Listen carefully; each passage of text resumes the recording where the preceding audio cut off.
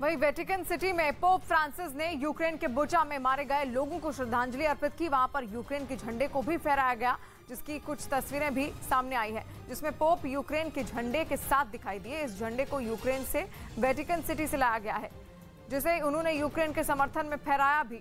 Pope ने इस दौरान युद्ध को रोकने की अपील की। वेटिकन ऑडियंस हॉल में उन्होंने लोगों को संबोधित किया, जिसके बाद वहां पर मारे गए लोगों को श्रद्धांजलि दी गई। अंत में पोप यूक्रेन के कुछ बच्चों से भी मिले और उन्होंने उन्हें तोहफे दिए। उधर यूक्रेन के पड़ोसी देश रोमानिया की राजधानी बुखारेस्ट में रूस के दूतावास पर एक कार से हमला किया गया। इस हमले में कार ड्राइवर की मौत हो गई। लेकिन इस घटना ने पूरी दुनिया को हिलाकर रख दिया। इस हमले से जुड़ा एक वीडियो भी सामने आया, जिसमें दूतावास के गेट पर खड़ी एक कार से आग की लंबी लंबी लपटें उठती नजर आईं। फिर इस आग ने पूरी कार को अपनी चपेट में ले लिया। बताया गया कि रूसी दूतावास के गेट से ये कार तेजी से टकराई, जिसके बाद उसमें आग लग गई। इसके बाद पुलिस और दमकल विभाग की गाड़ियां वहां सायरन बजाते हुए पहुंच गई।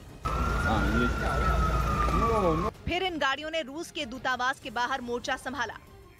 लेकिन तब तक कार ड्राइवर की मौत हो चुकी थी और यूक्रेन युद्ध के बीच रोमानिया की राजधानी में रूस दूतावास पर हुए इस हमले से वहां तनाव बढ़ गया।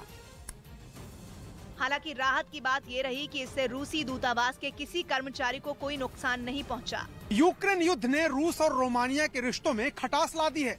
रोमानिया युद्ध की शुरुआत से ही रूस के खिलाफ रहा है। रोमानिया ने रूस के 10 राजनयिकों को अपने देश से निकाल दिया था। इन घटनाओं के बीच एक कार से उठती लपटों ने रूस को बोलने का और ज्यादा मौका दे दिया है।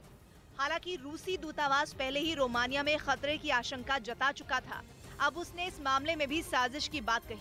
यूक्रेन की डिफेंस इंटेलिजेंस का पुतिन के नए गेम प्लान के बारे में बेहद सनसनीखेज दावा है। यूक्रेन का साफ कहना है कि रूस ने यूक्रेन में बुचा पार्ट 2 करने की काली साजिश रची है और इसके लिए पुतिन की पलटन की जिस ब्रिगेड ने बुचा में हैवानियत की, सारे हदें पार की, उन्होंने उसी ब्रिगेड को इस बार फिर यूक्रेन में उतारने की चाल चली है।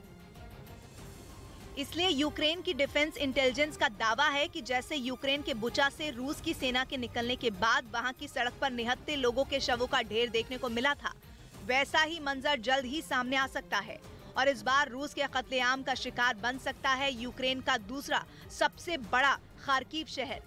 वो खार्किव जो कि यूक्रेन के उत्तर पूर्व में है और रूस के बॉर्डर से करीब 65 किलोमीटर दूर है। रूस की सेना ने फरवरी में जंग की शुरुआत से ही खार्किव में कहर ढाया हुआ है और यूक्रेन की सेना का दावा है कि रूस की नजर एक बार फिर खार्किव पर है और वो उस पर कब्जा जमाने की फिराक में है। मतलब यूक्रेन का सीधे सीधे कहना है कि रूस बाज आने वाला नहीं है। यूक्रेन का कहना है कि जिस तरह से बुचा की भयानक तस्वीरें दुनिया ने देखी, वैसी ही तस्वीरें खार्किव से आ सकती हैं। यूक्रेन को इस बात की आशंका है कि रूस खार्किव को बुचा पार्ट 2 बना सकता है। यूक्रेन का दावा है कि रूस जंग से लौटे अपने सैनिकों को आराम करने का अच्छा खासा वक्त देता है, लेकिन यूक्रेन में जीत पाने के लिए बेकरार पुतिन ने अपने क्रूर सैनिकों को फिर से मोर्चा संभालने का फरमान सुना दिया है। इतना ही नहीं, यूक्रेन ने कत्लेआम की कहानी, जो काली तारीख है, वो भी बता दी है। तारीख है 8 अप्रैल, यानी 2 दिन बाद। यूक्रेन का दावा है कि बुचा में आम लोगों को मौत के घाट उतारने, बच्चों पर जुल्म ढाने और महिलाओं का बलात्कार करने के बाद रूस की ब्रिगेड 4 अप्रैल को बेलारूस के माजर शहर पहुंची थी। यूक्रेन का कहना है कि 2 दिन बाद रूस के सैनिक बेलारूस के माजर से ट्रेन के जरिए पश्चिमी रूस के बेलगरद पहुंचे। दावा है कि वहां महज 2 दिन आराम करने के बाद रूस की बुचा वाली ब्रिगेड को दोबारा यूक्रेन में कोहराम मचाने का ऑर्डर दिया गया है, यानी 8 अप्रैल को वो फिर यूक्रेन लौटेगी। अब पश्चिमी रूस का बेलगरद यूक्रेन की सीमा से लगता है। बॉर्डर की दूसरी तरफ है यूक्रेन का खार्किव शहर और खार्किव में रूस की सेना ने जो तांडव किया है वो सभी लोग जानते हैं। ऐसे में यूक्रेन की डिफेंस इंटेलिजेंस का कहना है कि रूस बुचा पार्ट 2 के लिए खार्किव जैसे हॉटस्पॉट को निशाना बना सकता है। यूक्रेन का दावा है कि बुचा वाली ब्रिगेड को एक बार फिर यूक्रेन में उतारना पुतिन का बेहद शातिर प्लान है, जिसके जरिए वो एक तीर से 2 निशाने साधने की कोशिश में है। पहला तो ये कि यूक्रेन में फिर आतंक फैलाया जा सके और आम लोगों को रूस के पाले में जाने के लिए मजबूर किया जा सके।